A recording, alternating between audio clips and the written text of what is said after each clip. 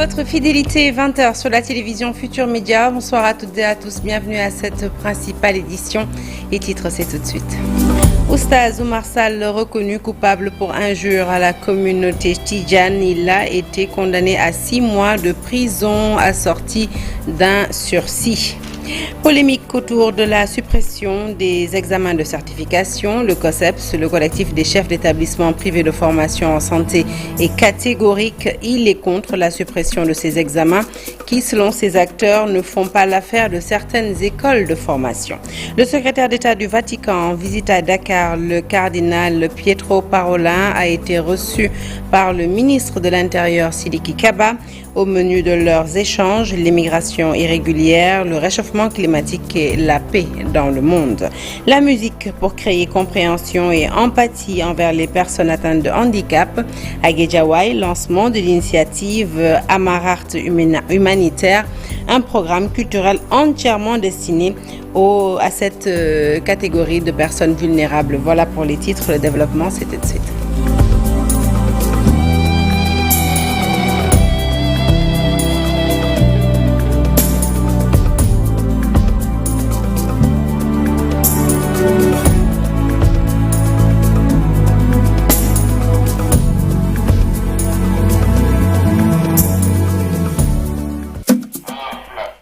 Bonsoir à toutes et à tous. Le procès d'Oustaz Oumar Sall s'est donc tenu ce vendredi. Le tribunal l'a reconnu coupable pour injure à la communauté tidjane. Il a été condamné à 6 mois de prison assorti de sursis. Cependant, le tribunal a rejeté la constitution en partie civile du collectif des talibés Cheikh. Donc, Oustaz Oumar Sall regagne sa maison au terme de ce procès qui s'est tenu ce vendredi.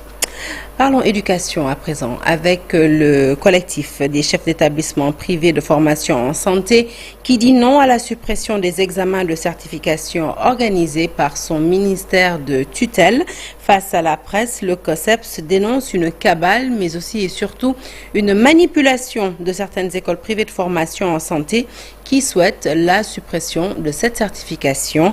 Le collectif a fait face à la presse ce matin. Le compte-rendu est signé d'Issa Prera. Pour le COSEPS, il est hors de question de supprimer les examens de certification. Ce collectif qui regroupe les chefs d'école de formation en santé en veulent à ceux qui, selon eux, orchestrent une campagne de calomnie contre leur établissement. En effet, depuis plus d'1 an, 2 ou 3 écoles passent tout leur temps à discréditer les autres écoles et à créer le doute dans l'esprit des parents et des étudiants. Ces écoles sont même allées jusqu'à dire que l'examen de certification nationale organisé par le ministère de la Santé est illégal. Nous tenons à porter à la connaissance des étudiants, des parents, des autorités, de l'opinion publique nationale et internationale les informations suivantes. 1. Toutes les écoles qui présentent des candidats au diplôme d'État, d'infirmiers, de sages-femmes et d'assistants infirmiers sont reconnus par le ministère de la Santé et de l'Action sociale.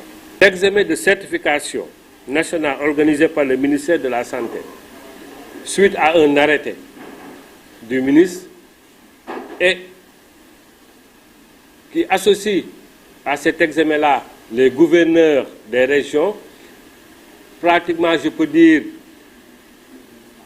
toute l'administration est bien légale. Toujours d'après ce collectif, l'habilitation et l'accréditation des programmes par le ministère de l'Enseignement supérieur doit éviter de créer l'anarchie dans les écoles de formation en santé. Cet examen est légal également parce qu'il y a un décret, l'article 21 du décret 2018-850 qui permet d'organiser cet examen-là.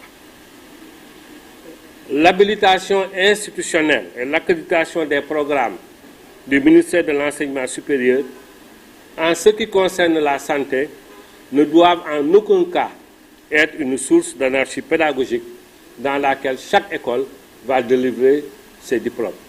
N'oubliez pas que nous sommes dans le domaine de la santé et on ne joue pas avec la santé des populations. Le COSEPS, encore une fois, réitère son accord total pour la poursuite des examens de certification au Sénégal et salue l'audit des écoles de formation en santé lancé par l'État du Sénégal. Allez, parlons à présent de la Sonacos. Dans un état d'agonie sur place, aucune lueur d'espoir encore en vue, selon les producteurs qui menacent de vendre leurs graines au marché noir. Issa Ali est secrétaire général des travailleurs de la Sonacos. Il nous en dit plus au micro de Babacar Diouf. Mais au moment où Sonacos est à deux problèmes principaux.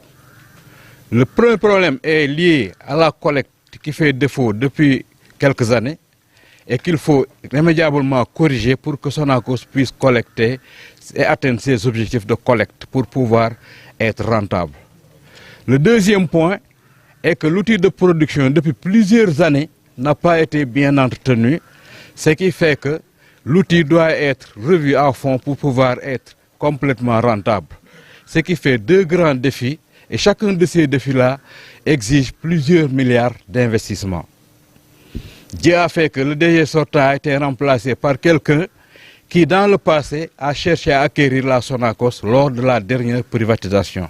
C'est pourquoi nous faisons cette tournée d'abord pour resensibiliser les travailleurs et l'opinion, remobiliser les travailleurs et leur porter ce message d'encouragement et de mobilisation, et ensuite d'attendre à ce que les mesures urgentes soient prises pour qu'on se mette au travail, pour qu'en fait Sonacos prenne son envol. Allez, destination à présent la gare routière de Thiès. Sur place, un collectif de chauffeurs s'en prend au président sortant. Face à la presse, il l'accuse de faire dans des manigances pour se maintenir à la tête de la direction. Ces chauffeurs s'expliquent dans ce reportage. Il est signé Charanta Diop et Saïlatir. Ces chauffeurs de Thiès ont exprimé leurs craintes par rapport au prochain renouvellement du bureau du regroupement des chauffeurs de la région de Thiès. Ils ont concocté un plan de riposte pour empêcher l'Assemblée générale convoquée par le président du regroupement. Le secrétaire général de la coalition Andou Djoubanti Transport est revenu sur les points de divergence. À propos de l'Assemblée générale prévue ce dimanche 10 décembre à l'initiative du président sortant, M. Thiès Diop, nous marquons notre désaccord principalement pour trois raisons. La volonté du président de sélectionner les ayants droit de la carte d'électeur, qui est réservée presque exclusivement à ses partisans. L'inscription sur la liste est catégoriquement refusée à tout électeur dont le permis de conduire a été renouvelé hors de Thiès. Le choix du casino que nous trouvons vraiment très étroite doivent participer plus de 4448 membres du regroupement. La coalition Andou Djoubanti Transport persiste dans sa volonté d'imposer la tenue d'élections transparentes. Les autorités de la région sont ainsi interpellées. Nous interpellons les autorités administratives locales sur cette situation de tension. Et si aucune issue heureuse n'est trouvée, le pire pourrait se produire, selon les dissidents qui menacent de bloquer la tenue de l'Assemblée générale. Et nous restons avec ce sujet. Interpellé, le président du regroupement des chauffeurs de la gare routière de Thiès, cité dans cette affaire, a formellement démenti les accusations. Nous l'écoutons à présent, toujours au micro de Charanta Diop. Ce matin, nous avons entendu quelques éléments se disant futurs candidats à l'élection à la présidence de l'association qui profèrent des menaces pour dire qu'il y aurait des bagarres, etc. Je voudrais faire certaines précisions au nom du président Yassine Diop pour dire que ce n'est pas la première fois que nous avons eu à tenir des assemblées générales au niveau de ce centre culturel ex-casino. Cette salle-là peut contenir tous les membres de notre association. Les éléments qui sont allés se déclamant candidats, ils n'ont pas de véhicule ici, ils ne conduisent pas de véhicule de transport en commun, bien que détenant le permis de conduire, ils ne cotisent pas. Donc ils n'osent pas venir à la gare routière pour faire des déclarations, etc. Notre assemblée générale sera très sereine parce qu'il ne peut pas perturber cette assemblée générale. Nous assurons à tout le monde que ces trois éléments, ces trois individus ne peuvent pas vraiment gêner la sérénité ou le calme de notre assemblée générale. Inquiétude chez les travailleurs de Dakarnave. Le contrat de concession qui lie cette société à l'État du Sénégal prend fin en juin 2024 et jusque-là, l'information reçue est qu'il ne sera pas renouvelé. Des centaines de pères de famille dans le désarroi interpellent donc le chef de l'État Macky Sall. Ils l'ont fait face à la presse. Je vous propose d'écouter tout de suite Monsieur Abbas Fall, secrétaire général de Satnav. Il s'exprime au micro d'Al-Hassan et Amadouba. Nous sommes ici donc, pour nous faire entendre. C'est dans le processus normal donc, de lutte syndicale que nous sommes là donc, pour plaider pour les travailleurs de Dakarnave. Comme vous le savez très bien, le contrat de concession lié à Dakarnave à l'État du Sénégal tire à sa fin. Parce qu'en juin 2024, le contrat sera caduc. Et jusqu'à présent, les travailleurs de Dakarnave sont dans le désarroi. Ils ne savent pas à quel sein se vouer. Et là, nous lançons un appel solennel à M. le Premier ministre, M. Amadouba, vraiment de nous venir en aide pour qu'on puisse vraiment sortir de cette impasse. Parce que les travailleurs sénégalais sont là, de Dakarnave, qui ont des problèmes dans leur famille. Certains ont des problèmes avec leurs bailleurs pour le loyer. Certains ont des problèmes maintenant avec les banques pour les problèmes d'échéance. Et là, ça ne peut plus perdurer. Depuis lors, on a lancé des appels pour que les autorités nous entendent. Mais rien n'a été fait. Et là, nous remontons d'un créneau.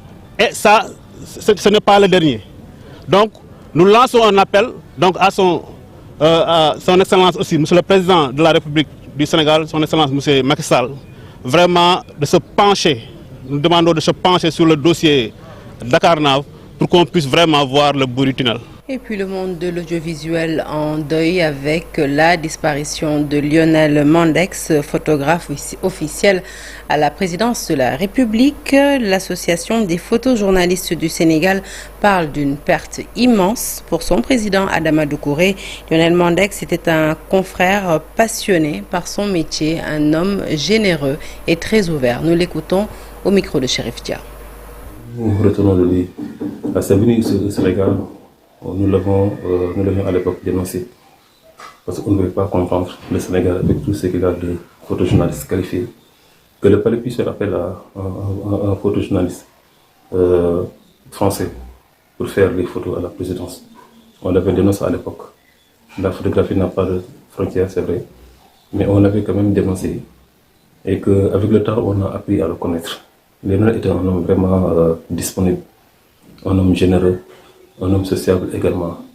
Et je profite de l'occasion pour présenter mes sincères condoléances au nom de l'association des photojournalistes du Sénégal à ses collègues d'abord à la présidence, notamment Matar et ses collègues, mais également à tous les photojournalistes d'ici et d'ailleurs et à sa famille. Paix à son âme. La commune de la Médina, à présent désencombrée de toutes ses épaves le temps d'une soirée, une opération en collaboration avec le ministère en charge du cadre de vie qui réclame un suivi des opérations. L'invite n'est pas entré dans l'oreille d'un sourd puisque le maire de la commune a décidé d'en faire son combat. Reportage sur place avec Fatou Bintou Conté et Alioune Diagne. La commune de la Médina refait peau neuve. À travers une opération de désencombrement, toutes les épaves de la localité ont été enlevées le temps d'une soirée. La position géographique de notre commune nous oblige à procéder à de telles opérations. La Médina aujourd'hui abrite des projets de l'État. À l'est, nous avions le TER. Au centre, nous avions le BRT. Et à la corniche, vous aviez vu aussi une corniche nouvelle. Et s'ensuit aussi la préparation des Jeux Olympiques dont une grande partie des manifestations seraient abritées par notre commune. Du matériel lourd a été mobilisé par le ministère du cadre de vie pour rendre propre la commune. Il demande à ce qu'un suivi soit fait sur cette opération. La direction générale, comme à son habitude, accompagne les mairies et autres communes qui ont vraiment l'engagement et la détermination de réaliser ces opérations-là. Et en ce sens, nous avions pu mobiliser plus de 30 plateaux pour ce jour et 3 fourchettes qui nous permettent au moins d'enlever l'ensemble des véhicules qui encombrent les routes et qui sont principalement dus à l'occupation anarchique que font nos amis mécaniciens. Une décision prise par les autorités de la commune d'utiliser tous les moyens pour que les épaves ne traînent plus dans la commune.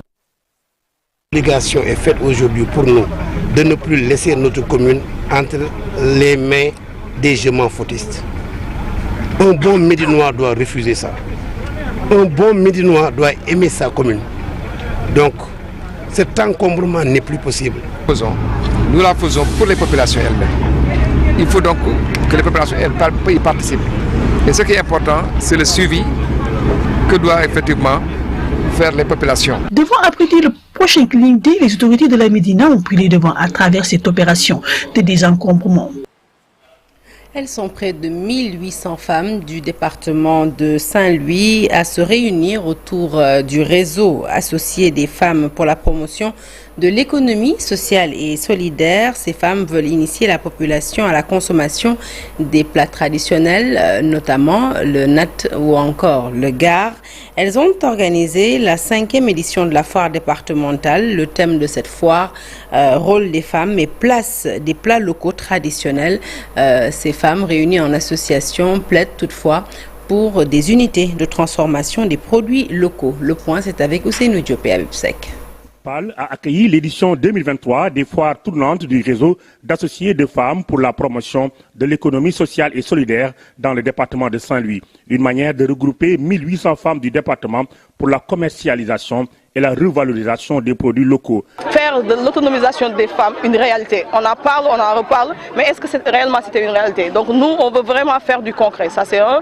Nous voulons participer à l'autosuffisance alimentaire. Selon la présidente du réseau départemental, avec le soutien des autorités étatiques, les femmes des communes de PAL, Fass-Ngom, Gandon, Gagnol et Saint-Louis peuvent relever le défi. Et avec ces transformations de produits naturels, je pense que même le fait les produits qui ont des problèmes de conservation, nous, on peut y apporter notre contribution. La mairie de PAL et l'agence régionale de développement comptent accompagner les femmes avec l'installation d'usines de transformation adaptées dans la zone. Il y aura toutes les machines qui vont permettre aux femmes de transformer donc, les produits locaux. Donc c'est quelque chose que nous saluons. Et comme je l'ai dit tout à l'heure, nous, en tant que maire, nous avons l'obligation et le devoir d'accompagner les femmes et nous serons toujours prêts à les accompagner. Il y a même un stand de dégustation avec des plats comme Diod, Sorsol et autres que des gens viennent de découvrir. Et ça c'est important pour vraiment amener le Sénégal vers la sécurité et la souveraineté alimentaire. Pour cette édition, les femmes des 5 communes ont organisé des panels axés sur la souveraineté alimentaire, le rôle des femmes et la place des plats locaux traditionnels. Sur initiative de Global Tour International, des industriels britanniques et sénégalais ont échangé sur la promotion de l'investissement en Afrique, mais aussi sur l'engagement durable, ce à travers un symposium tenu cet après-midi. Une rencontre qui a vu la participation de l'agence sénégalaise de promotion touristique. Les membres de cette agence saluent les opportunités qu'offre le pays de la Teranga en matière d'investissement. Nous écoutons respectivement Mohamed Fallou-Sen, directeur de Global Tour International, et Pape Mao Diouf, directeur général de l'agence sénégalaise de promotion touristique, au micro d'Ibrahim Makane. De l'engagement durable, s'il n'y a pas d'investissement, et on ne peut pas parler aussi d'investissement s'il n'y a pas d'engagement durable. L'objectif prioritaire de cet événement, et justement la réponse est dans votre question, c'est promouvoir l'investissement en Afrique. Vous savez, c'est très noble, hein? Après l'Instructif Forum sur la résilience économique et des stratégies de développement et par la suite le grand rendez-vous des affaires qui a réuni les composants du secteur économique du continent, cette fois-ci nous avons repris date pour lancer le Big Business Meeting qui aura lieu à Londres. Nous avons interpellé des capitaines d'industrie qui évoluent dans des secteurs différents, notamment le secteur de oil and gas, le secteur de l'immobilier, le secteur de l'agriculture, le secteur du tourisme et le secteur du sport. D'accord ? Pour justement aller faire face justement à d'autres capitaines d'industrie de l'autre côté, hein, au niveau de la Grande-Bretagne. Au Sénégal, on parle justement d'exploitation de pétrole en 2024. Donc il est tellement nécessaire justement de réunir surtout les capitaines d'industrie qui évoluent dans ces secteurs pour justement promouvoir l'investissement en Afrique. Nous avons voulu présenter les grands atouts de notre pays en tant que destination touristique, c'est vrai, mais aussi en tant que terre attractive pour les investissements. Nous sommes revenus sur l'importance de la réputation de notre pays en tant que d'abord un pays connecté au reste du monde, c'est la pointe occidentale du continent. Ce pays de paix, de stabilité et de sécurité où on peut voyager pour des loisirs, on peut voyager pour investir. Nous avons échangé sur les opportunités de pouvoir investir sur le continent et spécifiquement au Sénégal. La une de l'actualité politique, ces troubles dans le camp présidentiel dans la région de Matam. Des responsables APR en rébellion depuis plusieurs mois ont appelé à une journée de réflexion autour des grands travaux. Ils parlent de promesses jamais tenues dans la ville de Matam, mais après avoir boycotté les parrainages, ces responsables apéristes semblent avoir définitivement tourné le dos à la coalition Benno Bokk Yakaar. Les détails, c'est avec Ali Bandelnian et El Hadji. Ils avaient depuis plusieurs mois suspendu toute activité dans l'APR, histoire de matérialiser les sentiments de frustration et de déception après 15 longues années de compagnonnage avec le président Macky Sall. Apparemment libre de tout engagement politique, Dikel Ngeban et compagnie viennent de tenir une assemblée générale dans la ville de Matam pour dénoncer le non-respect des promesses électorales de grands projets comme l'ISEP et l'université qui restent toujours en éléphant blanc. Par conséquent, nous, membres de ce mouvement, appelons toutes les populations de Matam à une mobilisation forte, en vue d'une réaction forte en faveur des candidats qui vont proposer un programme cohérent pour le développement de Matam et du Sénégal. À quelques 2 mois des élections, nous sommes ouverts à tout parti politique, à tout mouvement politique qui va nous proposer un programme cohérent qui œuvre pour le développement de la localité, qui œuvre pour la paix au Sénégal avec des hommes compétents, modérés, pondérés pour un développement équitable du pays. L'université a été une revendication forte de la population de Matam. Le plaidoyer du marabout, Thierno Samassa, a été entendu par tout le monde. Le président de la République a dit oui, l'université sera implantée dans la commune de Matam, dans le territoire communal de Matam. 70 hectares ont été attribués pour cette université-là, mais jusqu'à présent, aucun acte allant dans le sens de la construction de cette université-là n'est posé. Il aurait dit que l'université va débuter ses travaux en janvier 2024. Nous attendons également. Pour nous, c'est une doléance forte. Nous n'allons pas aller au-delà de cette doléance-là. Venus de tous les quartiers de la ville de Matam, les partisans de Dikel Ngeban se donnent rendez-vous après la publication par le Conseil constitutionnel de la liste des candidats à la prochaine présidentielle pour se déterminer. Juste rappeler qu'aux dernières élections locales, soutenues par l'ancien ministre de la Justice, Maître Malick Sall, Dikel Ngeban était arrivé 3e avec 1500 voix. Immigration irrégulière, réchauffement climatique, paix et justice dans le monde, autant de sujets abordés lors du tête-à-tête entre le cardinal Pietro Parolin et le ministre de l'Intérieur Sidiki Kaba, assisté par des membres du gouvernement. Le secrétaire d'État du Vatican effectue une visite de quelques jours au Sénégal. Il va assister à l'inauguration du nouveau sanctuaire marial de Popenguine, compte rendu à Alassane Ba et à Lundiagne. Plus de 60 années de relations diplomatiques fructueuses lient le Saint-Siège et la République du Sénégal. Elles sont basées sur le respect mutuel, la tolérance et la fraternité. La visite du cardinal Pietro Parolin, secrétaire d'État du Vatican, sur ordre du pape, traduit ainsi ces bons rapports qui ont toujours existé. Les valeurs partagées aussi avec le Saint-Siège, c'est ce qui a amené en 1992 au bien-aimé pape donc Jean-Paul II de faire une visite mémorable ici au Sénégal, une visite historique dont la communauté catholique se rappelle et qui a vivement marqué les Sénégalais. Plusieurs questions ont été abordées au cours de cet entretien. Au-delà de la paix et de la justice dans le monde, le Saint-Siège et l'État du Sénégal se disent préoccupés par la question de l'immigration irrégulière, mais aussi du changement climatique. La question des migrants est un sujet de grande inquiétude et de profonde préoccupation, en particulier pour la perte de tant de vies humaines qu'elle implique, surtout parmi les plus fragiles, femmes, enfants et personnes âgées.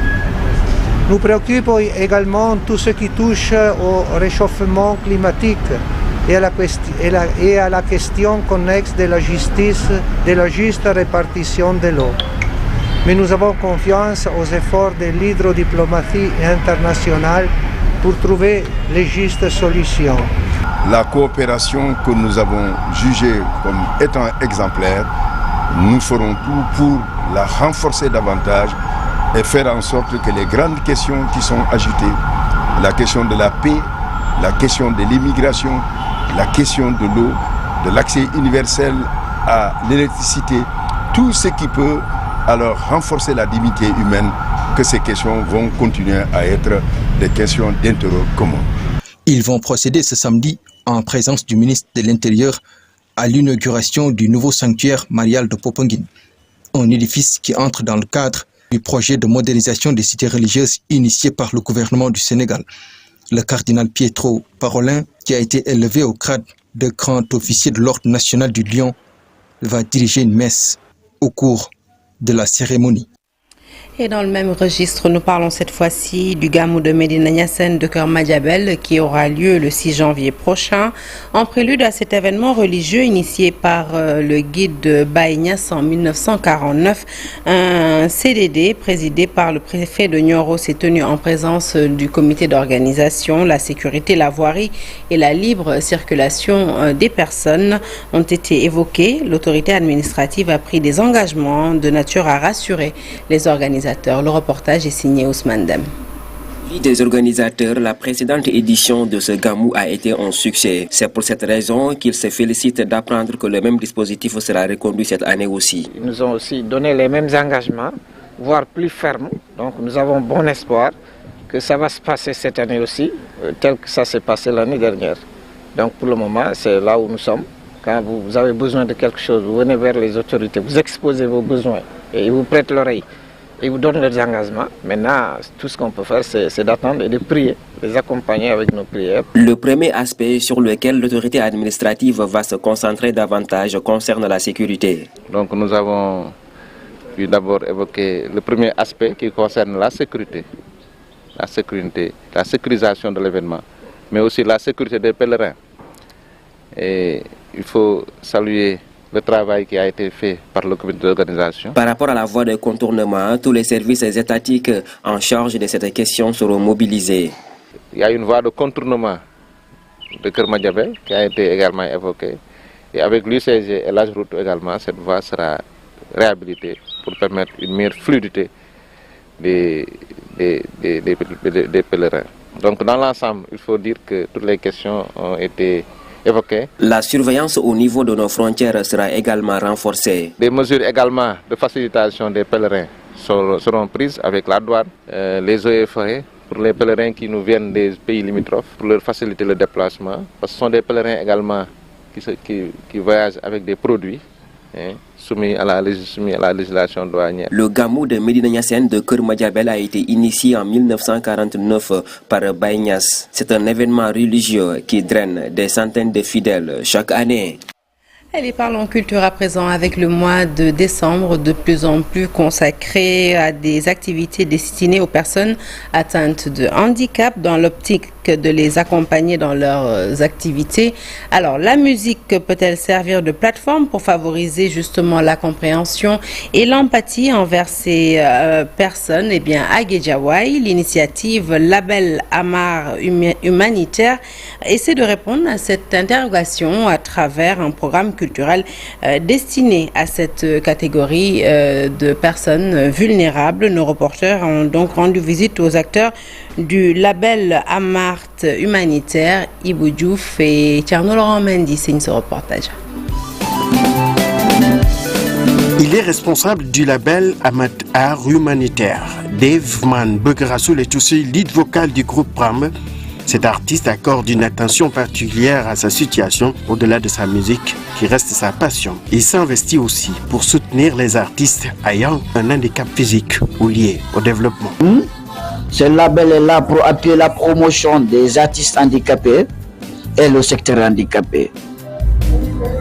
En effet, il est comme une ligne de conduite et d'équilibre qui appuie la réflexion dans l'unité, solidarité, travailler pour les droits et égalité des personnes handicapées. Le festival Andi 72 heures en faveur des handicapés est initié par ces artistes pour changer le regard des valides sur les handicapés et qu'ils s'enrichissent mutuellement dans leurs différences et dans le domaine de la musique. On entend des difficultés parce que nous, on veut aider les artistes, surtout les artistes handicapés, mais nous-mêmes, on a besoin d'aide.